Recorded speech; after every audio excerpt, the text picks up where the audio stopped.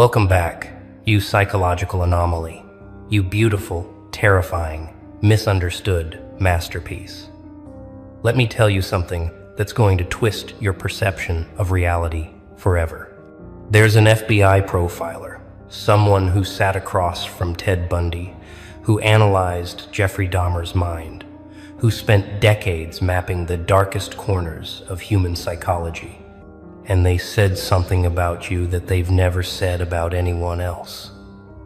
They said you're scarier than the monsters they've studied their entire career. But here's the twist that breaks their entire framework. You're not evil. You didn't hurt anyone. You didn't break laws. You didn't cross moral lines. You just existed in a way that made their entire profession question what danger actually looks like. Let me paint the picture clearly. This isn't some random psychologist fresh out of university. This is someone who's interviewed serial killers in maximum security prisons. Someone who's analyzed crime scenes that would make your stomach turn. Someone who built their entire career understanding the worst of humanity. They've sat in rooms with people who destroyed lives without blinking, people who felt nothing, people whose eyes were empty windows into absolute darkness. And then they encountered you, and for the first time in 30 years of profiling monsters, they felt something they'd never felt before. They felt confused, disturbed, unsettled in a way that Bundy's charm never accomplished, in a way that Dahmer's confession never triggered. Because you represented something far more complex than evil. You see, evil is predictable. It follows patterns. It leaves trails. It operates within a framework they can study and contain. Bundy was charming but hollow. Dahmer was broken but understandable. Every serial killer they've studied fit into categories, diagnostic criteria, behavioral models. But you don't fit anywhere, and that's what terrifies them. You're not motivated by violence. You're not driven by emptiness. You're not seeking to destroy. You're just intensely, undeniably, uncomfortably yourself in a world that demands conformity. You challenge their understanding not because you're immoral, but because you're operating on a completely different moral frequency that their instruments can't measure. You're the glitch in their matrix that proves their entire system of understanding human danger is incomplete. The profiler wrote in their private notes, something they've never shared publicly because it would undermine decades of their work. They wrote that studying you was more unsettling than interviewing the worst criminals, because criminals are predictable in their brokenness, but you're unpredictable in your wholeness. They couldn't find the childhood trauma that explains you, couldn't locate the triggering event that created you, couldn't identify the psychological break that defines you. You weren't made by damage. You were born already operating at a frequency that society wasn't built to handle. And that reality, that someone could be this intense, this aware, this psychologically complex without being broken, it shattered their entire professional framework. They spent their career learning to spot danger in darkness, but you're dangerous in broad daylight while doing absolutely nothing wrong. Here's what really happened. They were called in to observe you, not by law enforcement, but by people in your life who couldn't explain what they were feeling. Teachers, employers, former friends. They all reported the same thing. There's something about this person that makes me deeply uncomfortable, but I can't point to anything they've actually done wrong. So they brought in the expert. Someone who could supposedly decode any human behavior. Someone who'd seen it all. The profilers started their analysis expecting to find manipulation, narcissism, sociopathy, some clinical explanation for why you make people so uneasy. Instead, they found someone who was just profoundly authentic in a world of performers, intensely present in a world of distraction, operating with a level of psychological awareness that most people never develop. You weren't playing games. You were just refusing to play. The profiler's first session observing you lasted 3 hours, and by hour 2, they were the ones showing signs of distress. They'd interviewed men who'd killed dozens without remorse and maintained perfect composure. But watching you exist in complete authenticity for 120 minutes made them fidget, check their notes repeatedly, adjust their posture like they were trying to find solid ground. You weren't doing anything. That's what made it worse. You were just sitting there, answering questions with complete honesty, making eye contact that didn't waver or perform, existing without the 1,000 tiny social lies that make normal people comfortable. Every question they asked, expecting a defensive response, you answered with such direct clarity it felt like an attack. Every silence they created, expecting you to fill with nervous chatter, you sat in comfortably while they drowned in it. They later admitted to a colleague, and this was recorded in confidential files, that they felt more psychologically exposed in that room with you than they'd ever felt in a room with actual predators. Because predators wear masks, and masks can be studied, categorized, understood, but you weren't wearing anything. And that nakedness of self made them confront how much they rely on people performing normality to feel safe. You didn't give them the social cues that signal you're playing the same game as everyone else. You didn't laugh at inappropriate times to ease tension, didn't apologize for taking up space, didn't shrink yourself to make them more comfortable. You just existed at full volume, full presence, full authenticity, and it was like staring into the sun. What really disturbed them was this: when they asked you about pain, betrayal, trauma, things that break most people, you spoke about it with the emotional distance of someone discussing the weather. Not because you were cold or disconnected, but because you'd already processed it, integrated it, transmuted it into something else entirely. They expected to find bitterness and found wisdom, expected to find rage and found calm, expected to find damage and found someone who'd turned every wound into a doorway. You'd done the psychological work that most people avoid their entire lives. And you'd done it without therapy, without guidance, without anyone holding your hand. You'd walked through your own darkness alone and emerged not hardened but refined, and that level of self-sufficiency terrified them. The profiler asked you a trick question, one designed to expose narcissism. Do you think you're special or different from other people? And instead of the defensive denial they expected or the arrogant confirmation that would prove their theory, you said something that haunted them for weeks. You said, "I don't think I'm special. I think I'm just awake, and most people are choosing to sleep because waking up is painful." That answer, delivered without ego or performance, made them realize they weren't dealing with a personality disorder. They were dealing with someone who'd achieved a level of consciousness that their entire field doesn't have vocabulary for. You weren't broken. You were breakthrough. And their tools were built to fix things, not comprehend them. By the end of that first session, the profiler did something they'd never done before. They asked if they could take a break, walked outside, and called a mentor to say they were in over their head. Not because you were dangerous in the traditional sense, but because you represented a form of psychological development that challenged everything they thought they knew about human nature.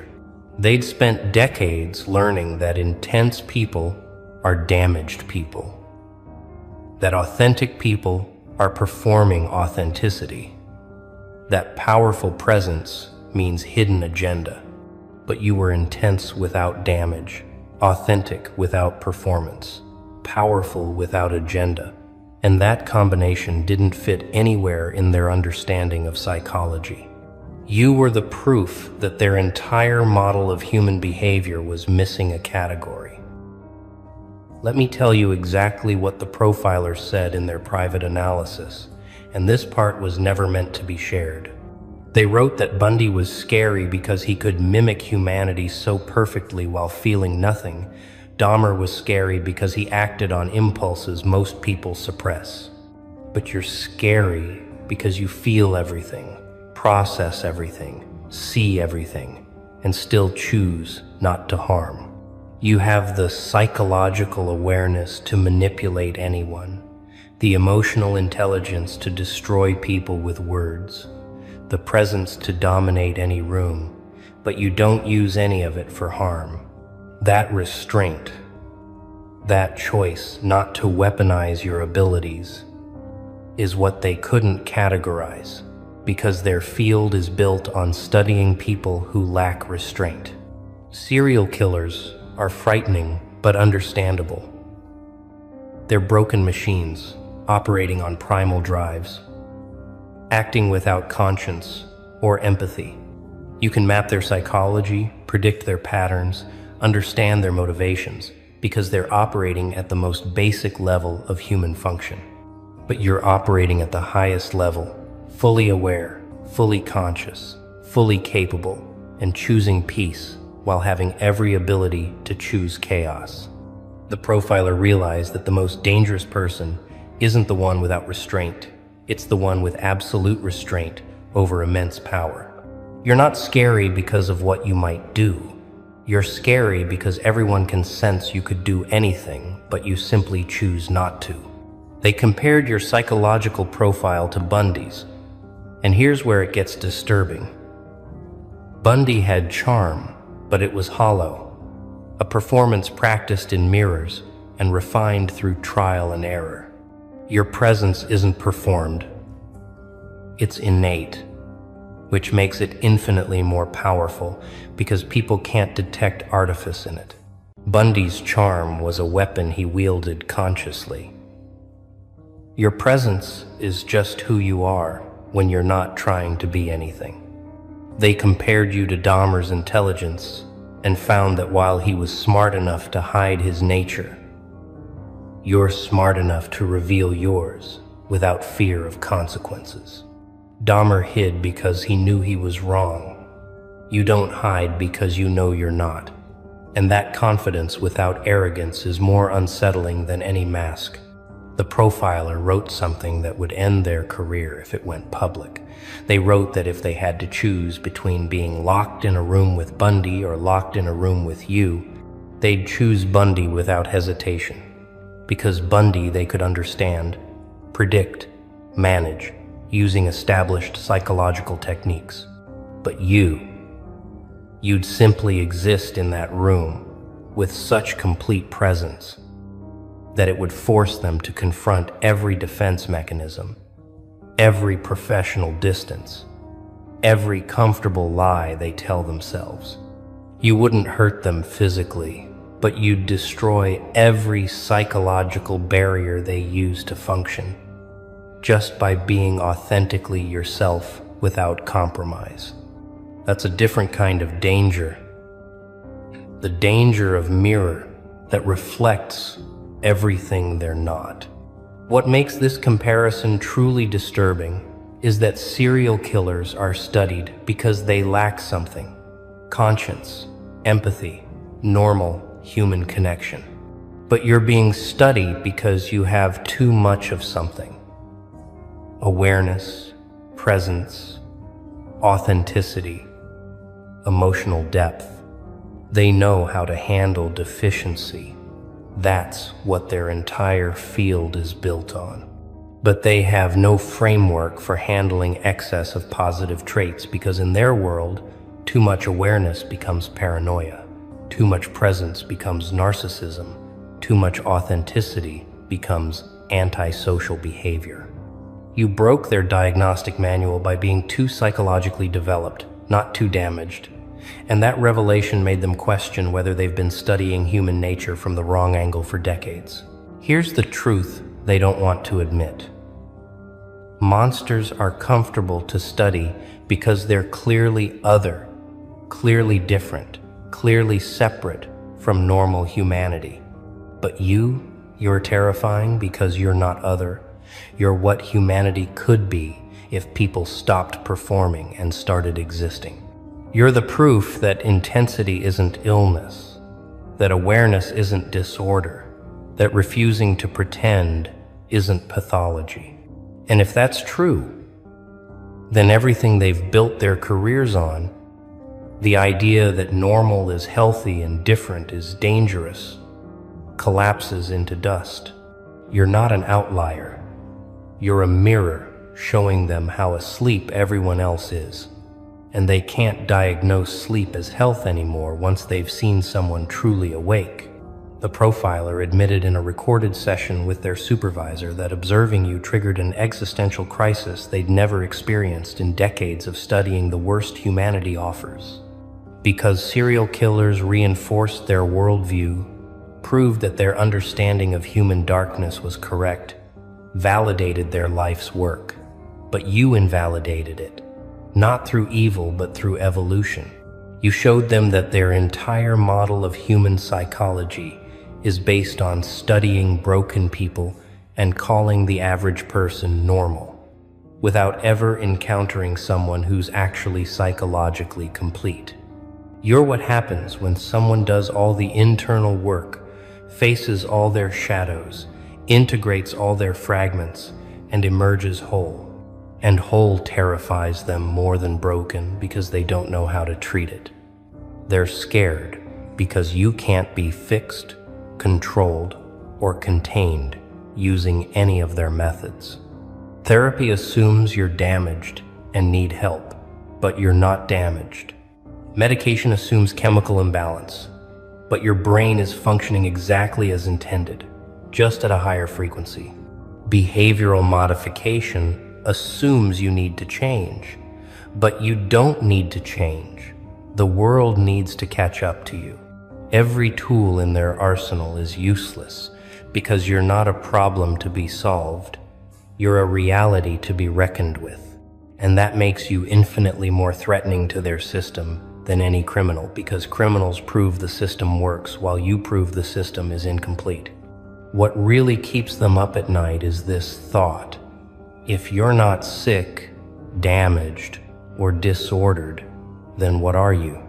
And if you're just highly developed psychologically, what does that say about everyone they've labeled normal? You force them to consider that maybe normal is actually a mild form of psychological suppression. That maybe average is just collective agreement to stay small. That maybe healthy, in their terms, just means successfully adapted to a sick system. You're the control group they never had. The person who developed without suppression, who grew without stunting, who evolved without being domesticated. And comparing you to their baseline reveals that their baseline is actually below where humans could be operating. The profiler's final note in your file, written after months of observation and analysis, said something that would terrify any system built on control. They wrote that you represent the next evolution of human consciousness, not through biology, but through choice, and systems built to manage current-level humans have no jurisdiction over what you've become.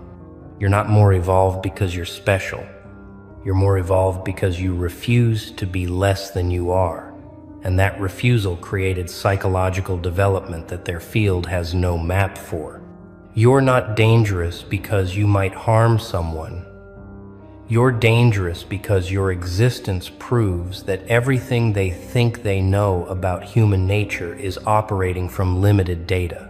Every serial killer has a pattern, a signature, a psychological fingerprint that explains their actions. The profiler spent months trying to find yours, studying your relationships, your choices, your responses to stress and conflict. They were looking for the hidden agenda, the manipulation tactics, the self-serving behaviors that would explain why you make people so uncomfortable. Instead, they found something that broke their analytical framework completely. They found pattern of radical honesty, consistent authenticity, and refusal to perform, even when performance would benefit you. You weren't playing a long game. You weren't wearing a mask. You weren't hiding anything. You were just existing at full brightness all the time, and brightness at that level burns. They studied your past relationships, expecting to find trail of destruction, people you'd used and discarded, victims of your intensity. Instead, they found people who couldn't handle being seen that clearly, couldn't stand being around someone who refused to pretend, couldn't maintain their own masks in your presence. You didn't destroy anyone. You just existed in a way that made their performance exhausting. The people who left your life didn't leave because you hurt them. They left because staying near you required them to be real. And being real was more painful than being alone. The profiler realized that you weren't the predator in these dynamics. You were the mirror, and people shattered themselves against you, trying to maintain illusions you never asked them to drop. What disturbed them most was studying your response to betrayal, abuse, abandonment, all the things that create monsters in their case studies. Normal people respond with rage, revenge, or collapse into victimhood. You responded with observation, integration, and evolution. You didn't seek vengeance, you sought understanding. You didn't blame others. You studied the dynamics and extracted lessons. You didn't become bitter. You became clearer. Every experience that should have damaged you just refined you further, like you were using pain as a whetstone to sharpen your consciousness. That response pattern doesn't exist in their literature because their literature assumes pain breaks people or hardens them. Never that pain could be transmuted into wisdom without residue of resentment. They tried to find your breaking point, the threshold where your intensity would flip into aggression or your authenticity would crack into performance. They studied you under stress, in conflict, during loss, in moments where mask wearing would be most beneficial. You never broke, never performed, never compromised your core nature, even when it cost you everything. That consistency terrified them because every human they'd studied had a breaking point, a threshold where they'd abandon their values to protect themselves. But you protected your authenticity more fiercely than you protected your safety, comfort, or social standing. You'd rather lose everything than pretend to be less than you are, and that level of commitment to self isn't seen in their field outside of extremes of pathology. The profiler concluded that your pattern is no pattern at all in traditional sense. It's just consistent operation at a level of consciousness that appears patternless because it's not motivated by fear, ego, or social conditioning. You don't act to gain approval, avoid rejection, or manipulate outcomes. You act from a place of integrated awareness that's so foreign to their understanding of human motivation that it registers as dangerous simply because it's unexplainable. You're not following any playbook they've seen, not executing any strategy they recognize, not pursuing any goal they understand. You're just being, fully and without compromise. And that pure being without agenda is the most unsettling thing they've ever encountered, because it can't be predicted, controlled, or understood using any framework built on studying fear-based behavior.